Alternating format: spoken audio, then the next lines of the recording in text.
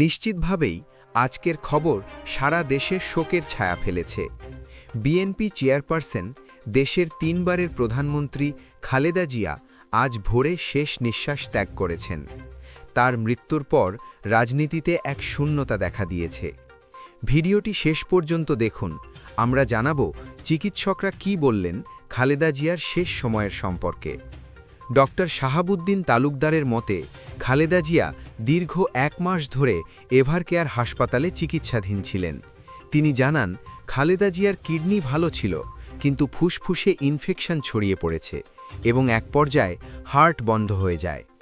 অন্য বিশেষজ্ঞ doctor FM Siddiqui বলেন, ফুসফুসের সংক্রমণজনিত কারণে খালেদা জিয়ার শ্বাসপ্রশ্বাস কঠিন হয়ে যায়। ওষুধের কার্যকারিতা কমে গিয়েছিল। সোমবার রাত 11টার দিকে হার্ট ফাংশন বন্ধ হয়ে যায়। পরে চিকিৎসার ফলে কিছু সময়ের জন্য ফিরে আসে, কিন্তু রাতেই আবার হার্ট ফাংশন বন্ধ হয়ে যায় এবং তিনি নিস্তেজ হন।